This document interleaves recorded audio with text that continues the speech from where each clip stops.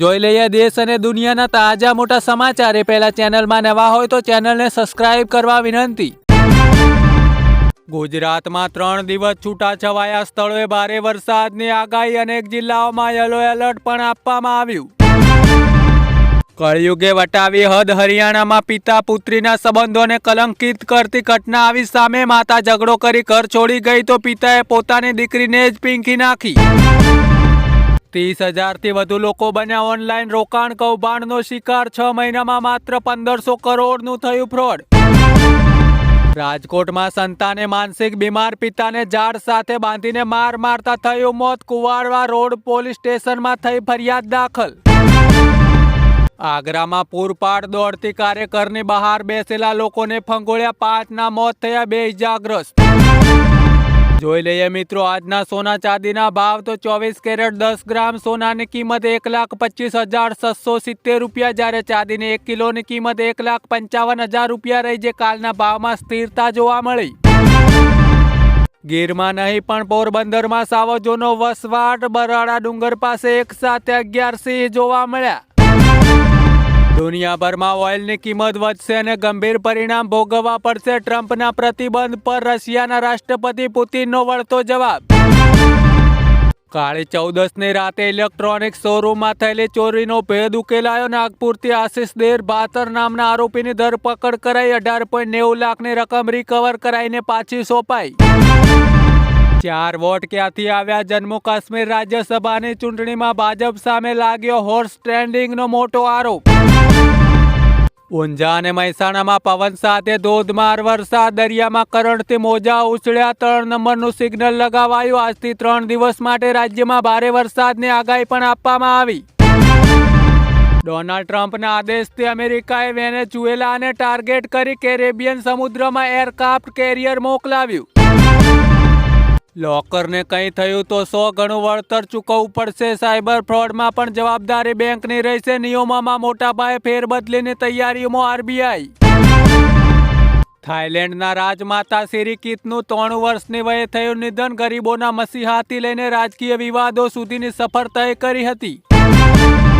ગુજરાત પોલીસની એસએમસીનો સરખેજમાં દરોડો. ₹28 લાખનું મેફેડ્રોન જપ્ત કરાયું. નોટો ગણવાનું મશીન પણ મળી આવ્યું. મારા પિતાએ મુસ્લિમને બિહારના સીએમ બનાવવા માંગ કરી હતી. ચિરાગ પાસવાનનું મોટું નિવેદન બિહાર ચૂંટણીમાં. ચૂંટણી પંચે એઆઈ સામગ્રી અંગે જાહેર કર્યા નવા નિયમો. તમામ રાજકીય પક્ષોએ ફરજિયાત પાલન કરવા પડશે આ નિયમો. ઋષિકેશમાં 82 વર્ષના વૃદ્ધાએ બંજી જમ્પિંગ કર્યું. 117 મીટરની ઊંચાઈથી કૂદકો માર્યો. ન ચીસો પાડી કે ન બૂમાબૂમ કર્યું. લોકોએ કહ્યું age is just a number. Video પણ થયો વાયરલ. બહાર નીકળવામાં 2 મિનિટ મોડું થયું તો ₹100 કપાઈ ગયા. અમદાવાદ એરપોર્ટ પર પિકઅપ ડ્રોપનો સમય 8 મિનિટ મોડું થશે તો ₹100 થી ₹150નો ચાર્જ લાગશે. સમય વધારવા લોકોની કરી માંગ. અમદાવાદમાં છઠ મહાપૂજાની તડામાર તૈયારીઓ. ઇન્દિરા બ્રિજના છઠ ઘાટ પર તંત્ર દ્વારા વિશેષ આયોજન કરવામાં આવ્યું. અમદાવાદના ફાર્મ હાઉસમાં હાઈ પ્રોફાઇલ રેલ પાર્ટી પર દરોડા. એનઆરઆઈ સહિત 15થી વધુની ધરપકડ કરવામાં આવી. નળ સરોવરમાં બોટિંગ બંધ. પ્રવાસીઓને વિલા મોઢે પાછા ફરવાનો વારો. સ્થાનિકોની રોજીરોટી છીનવાઈ ગઈ.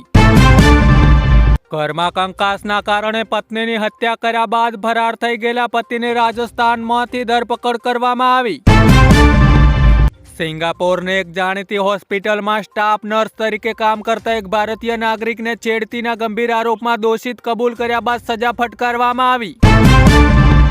આગ્રા લખનઉ એક્સપ્રેસ વે પર ટ્રક કારને ટક્કર મારતા યુપીના મહિલા મંત્રીનો જીવ માંડ બચ્યો. મુસ્લિમ છોકરીને હિજાબની ના પાડવી એ તેના મૂળભૂત અધિકારોનું ઉલ્લંઘન. હાઈકોર્ટમાં કેરળ સરકારે આપ્યો મહત્વનો ચુકાદો. ભારત એક મહાન લોકશાહી દેશ. ગાંધીજીએ ઘણું શીખવ્યું. નોબેલ શાંતિ પુરસ્કાર વિજેતા મચાડોએ મોટું નિવેદન આપ્યું. બિહારમાં ગઠબંધન નહીં પણ લઠબંધન. પીએમ મોદીએ વિપક્ષ પર સાધ્યું મોટું નિશાન. બિહારમાં ચૂંટણી જીતવા ભાજપનો નવો પેત્રો. ગુજરાતી નેતાઓનો પક્ષે 8 એમપી અને એમએલએને મોકલ્યા બિહારમાં. ખજૂરભાઈ તરીકે જાણીતા નીતિન જાની લડી શકે છે વિધાનસભાની ચૂંટણી. 2027ની વિધાનસભા ચૂંટણી લડવાના આપ્યા સંકેતો. મહેસાણામાં પ્રેમ લગ્ન કાયદામાં સુધારા માટે યોજાયો કાર્યક્રમ. મહેસાણાના દેવીપુરા ગામે પ્રેમ લગ્ન કાયદામાં સુધારા માટે કાર્યક્રમ યોજાયો, જેમાં દીકરીઓએ માતા પિતા કહે ત્યાં જ લગ્ન કરવા શપથ લેવડાવવામાં પણ આવ્યા હતા. ગીતા મંદિર બસ સ્ટેન્ડ પર રિક્ષા ચાલકની બસ ડ્રાઈવર સાથે દાદાગીરી. રિક્ષામાં બેઠેલા અન્ય શખ્સે પથ્થર મારી બસના કાચ ફોડ્યા. રિક્ષા ચાલકની અટકાયત કરવામાં આવી. રાધનપુરમાં લુખ્ખા બેફામ. સોશિયલ મીડિયા પર સસ્તી પબ્લિસિટી માટે નિર્દોષ મજૂરોને મારવામાં આવ્યો. કારતક માસના પહેલા શનિવારે સાળંગપુરમાં ભક્તોનું ઘોડાપુર ઉમટ્યું. ચલણી નોટોથી કરાયો દાદાનો શણગાર. પંચમહાલના શહેરામાં રાયોટિંગના ગુનામાં 23 વર્ષથી ફરાર આરોપીની ધરપકડ. 2002માં કેસ નોંધાયો હતો. અયોધ્યામાં શ્રી રામ મંદિરનું ભવ્ય શિખર તૈયાર. 22 ફૂટની ધ્વજા અર્પણ કરશે પીએમ મોદી. 25 નવેમ્બરે યોજાશે કાર્યક્રમ. સૌરાષ્ટ્રમાં કમોસમી વરસાદ. અમરેલી વેરાવળમાં ખેડૂતોની ચિંતા વધી. કોકા બંદર પર 3 નંબરનું સિગ્નલ આપવામાં આવ્યું. 28 ધારાસભ્ય ધરાવતી ભાજપને 32 વોટ કેવી રીતે મળ્યા? અબ્દુલ્લાએ કહ્યું, અમારામાં કોઈએ ક્રોસ વોટિંગ તો કર્યું નથી, તો આ ભાજપના વોટ કેવી રીતે બન્યા? રોહિતની સદી, વિરાટની અડધી સદી. ઓસ્ટ્રેલિયન બોલર લાચાર પડ્યા. ત્રીજી વનડેમાં ટીમ ઇન્ડિયાનો 9 વિકેટથી ભવ્ય જીત થઈ. ઇન્દોરમાં ઓસ્ટ્રેલિયા મહિલા ક્રિકેટરને છેડતી થઈ. બાઇક પર આવેલા બદમાશોએ કર્યા અડપલા. ફરિયાદ થઈ દાખલ. સ્ટાર કાચબાનો કેસ કરવા માટે ફોરેસ્ટ વિભાગની ટીમે પશુ પક્ષીના કામ કરતા કર્મચારીઓના કાન ફાડી નાખ્યા. જામનગરમાં એક વેપારીને મની લોન્ડરિંગ તેમજ ઈડીના કેસમાં ફસાવવાની ધમકી આપી નાણાં પડાવવાનો પ્રયાસ કરનાર આરોપી ઝડપાયો. સૌરાષ્ટ્રમાંથી જ આપ ઊભું થઈ રહ્યું છે. બોટાદથી લઈ રાજકોટ સુધી ભાજપ માટે પડકારરૂપ બનશે. એક બૂથ અને સોસાયટીમાં સંગઠન બનાવ્યું. ઈસુદાન ગઢવી અને ગોપાલ ઇટાલિયાની નવી ચાલ આવી સામે. ડાંગરનો પાક બચાવવા ખેડૂતો 18 કલાક સુધી ઊભા રહેવા મજબૂર બન્યા. જીનિંગ મિલ બહાર ટ્રેક્ટરોની લાંબી કતાર જોવા મળી. સુરત સહિત દક્ષિણ ગુજરાતમાં ફરી માવઠાની આગાહી વચ્ચે ખેડૂતોની ચિંતા વધી. ભાઈ બીજના દિવસે પરિવાર બહેનના ઘરે ગયો ને તસ્કરો ત્રાટક્યા. મવડીમાં બંધ ઘરમાં ખુશી સોના ચાંદીના દાગીના રોકડ મળી ₹26.70 લાખની મતાચોરી. 2 શખ્સ ફરાર થઈ ગયા. મિત્રો, આગળના સમાચારની વાત કરીએ તો રાજકોટના ભૂમાફિયાઓને થયો ફરી જેલવાસ. દાયકા પહેલા જામીન માલિક પર હુમલો કર્યો હતો. સુપ્રીમ કોર્ટે જામીન રદ કરતા બલી ડાંગર ટોળકીનું કોર્ટમાં સરેન્ડર કરવામાં આવ્યું. મહારાષ્ટ્રના નાગપુરમાં નીતિન ગડકરીની હાજરીમાં સ્ટેજ ઉપર 2 મહિલા અધિકારી વચ્ચે ઝઘડો થયો. વિડીયો થયો વાયરલ.